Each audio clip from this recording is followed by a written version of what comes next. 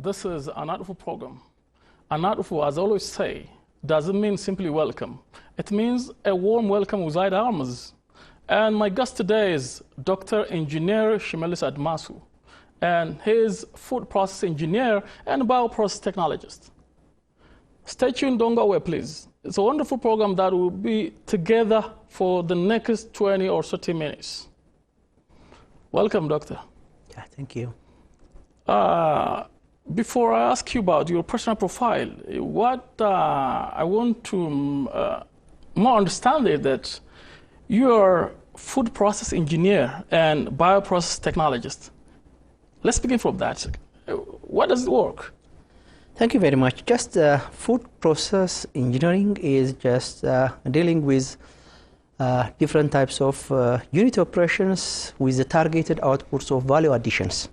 Means processing of different agricultural products and also byproducts. These are plant sources, animal sources, microbial sources, just to give you useful products. It means food process engineering. It means there is science is also, food chemistry is also included there, food preservation also there, food packaging is there, process optimization also is there, unit operations are there. These combinations are very important to Ethiopia, especially in agro-food processing.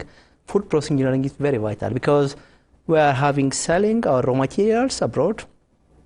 When we are selling our raw materials, it means we are selling also the job opportunity to others. That's there. Okay, we'll be back to that. Yeah, what about that means bioprocess? food processing engineering is bioprocessing is just the processing of different types of bioproducts. It means microbial products and other products. It means it's very important also. There are bioprocess engineerings are there. It means bioproducts are there. These live products are processing. These microbial sources are processing. Thank you very much. So now let's go back to your birthplace and the way you grew up. Where were you born? Yes, I born in northern Shoa.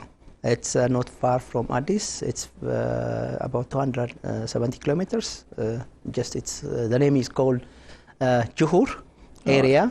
Just near the Juhur area is there. I grew up. It's not very far. It's in North Shore. But I grew up in Nazareth, Adama. Here, I came when I was 6 years old. Wow! And I grew up. I did my. I just started. Just counting Oahu is here in the place is called now is near to the. Stadium area, the old stadium area. Was it school? Yes. And this is the one is. By then, what was the name of that? The name is Aboso Buluko. Aboso Buluko. Yeah, they are calling Aboso Buluko. I grew up in Aboso Buluko, Berecha. I know also Migira. I know areas are there. We know Boku area. We grow it's very easy. We go walk, and also I grew up also in Wolanchiti because I did my 6th and 7th, 8th grade in Wolanchiti elementary school. Some 13 kilometers to the east of Adama. Yeah. Then I come back to here, just 9th, 10th, 12th grade at Galadius school at that time. Then Galadius, now Adama Polytechnic College. Yeah. By now it's college. Yeah, I did that one. And then you went to university. Yeah, what I did is after that, I went to Bahar Dar Polytechnic Institute, did my diploma in industrial chemistry. Means this at Claudius School or the one which is Adama College. At that time I did on metal manufacturing diploma from 9th, 10th, 12th grades. I did that one. That in 12, just when I get in diploma, I joined. Let us change my field. Just industrial chemistry. That was very interesting. I did my industrial chemistry. Then after that, I worked there. I will. Come back to work experience. I'm going to tell you the academic profile. I went to Russia to did my master's program together with BSc. I did my master's in dairy processing technology. Oh, coming to agriculture sector now. Yeah. It means even I did my MSc together with BSc program. I did my final project it is around almost just 20 years, 25 to 30 years back. My title was Production of Milk Processing Industries at Adama. Milk processing industry. Yeah. By then, no industry at all. I was no mama, no shola, no yakla, whatever. Nothing else. Nothing else that was there. Then I come back to Ethiopia and joined the Ethiopian Nutrition Institute, NI. Now it's Ethiopian EPHI, Ethiopian Public Institute. Now also Ethiopian Health Institute, PHI. Ethiopian Public Health Institute. Now it's already changed also. And I did that one. After that, the Food Science and Technology Department closed and went to Afar. I have been 1 year in Asaita, and also just livestock and rural development, because they have seen community. Yeah, I have worked there. After that, I worked in Mama. I think one of the this is a dairy processing industry. I have worked there. And also after that, I joined the Malkasa Agricultural Research Center. Okay, very, very near to Adama here. Yeah, Adama, because I just grew up here, my desire was there, I worked there. I've served almost 4 years and got my PhD to Thailand to do in food process engineering and bioprocess technology. Wow. And returned back to Ethiopia, and also joined the Addis Ababa University as assistant professor at that time. Then worked 4 years. After 4 years, I became the associate professor in food process engineering. Then I got a chance to serve the people of Ethiopia. I got just an assignment, government assignment, to serve the Food, Beverage and Pharmaceutical Industry Development Institute.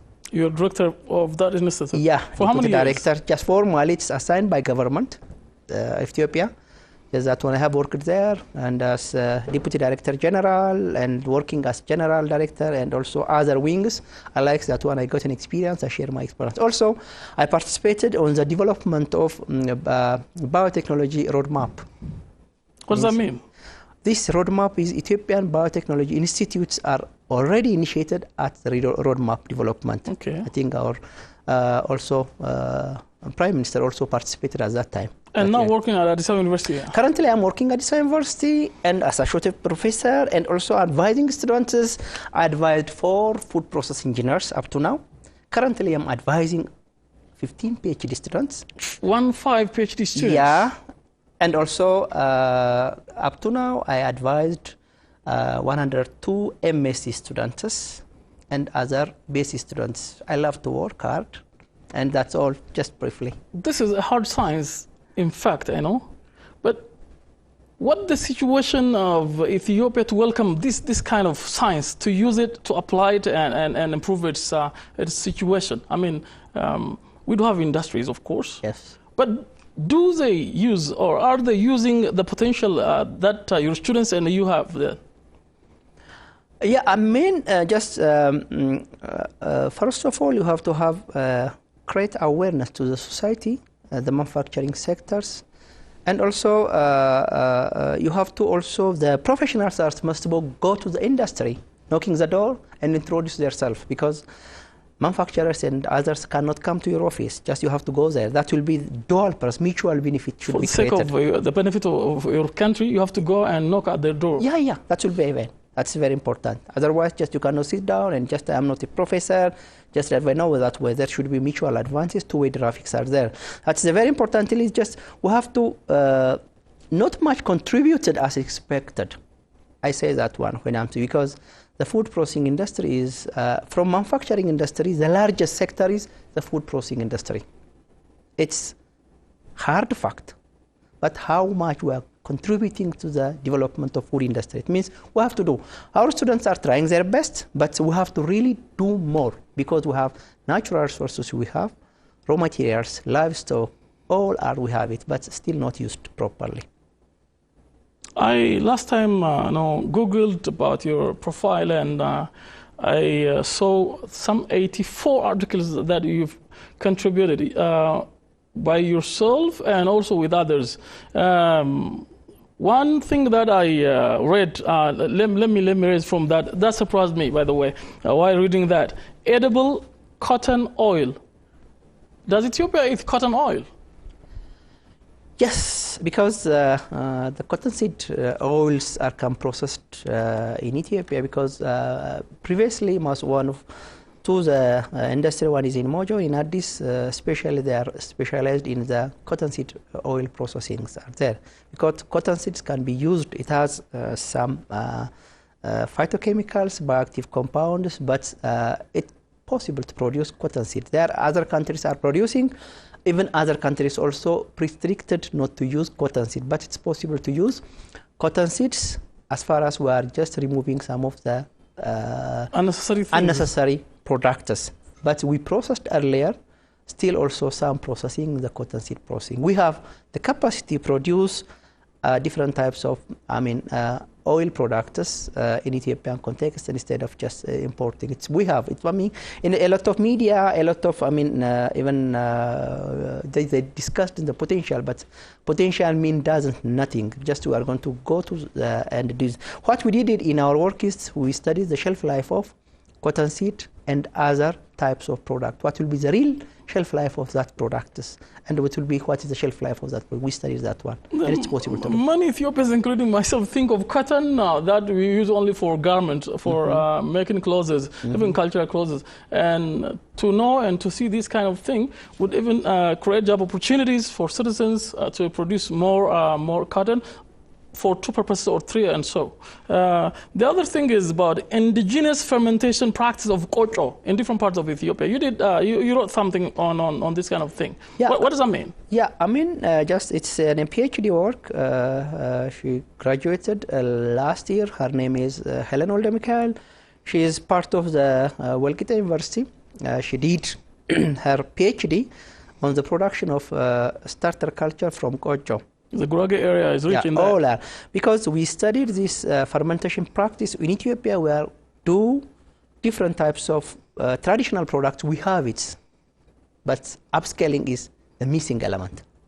Because other countries are using, but we have a lot of products, we have to upscale it, make it to the industry that's there. And we are not destroying that one. In this case, what we are going to, let us start from our indigenous knowledge and practice. We went there. She went there, studied what will be the traditional practice in different areas, in Gurage areas, Oromia areas, in different areas, southern nation. Insect growing environments. Yeah, in insect growing areas. After studying the fermentation practice, just we took some samples from locally producing kocho. There are a lot, more than 100. From 100, we selected 4 which can going to use starter culture. This one is already, we started to use as patent for further ownership. This patent in utility model ownership. We did that one. It means indigenous fermentation is very important. Not only there are different types of products, borde and others, but this one is a special thing. I think we are very happy to work on the getting of some of the starter cultures, lactic acid bacteria, which can be used as starter culture or show. Yeah, institutions must work on indigenous knowledge. That is what we did. Indigenous knowledge must be improved and scaled up so that it can benefit the larger public, the knowledge that they know and that belongs to them. Can we make cheese from camel milk?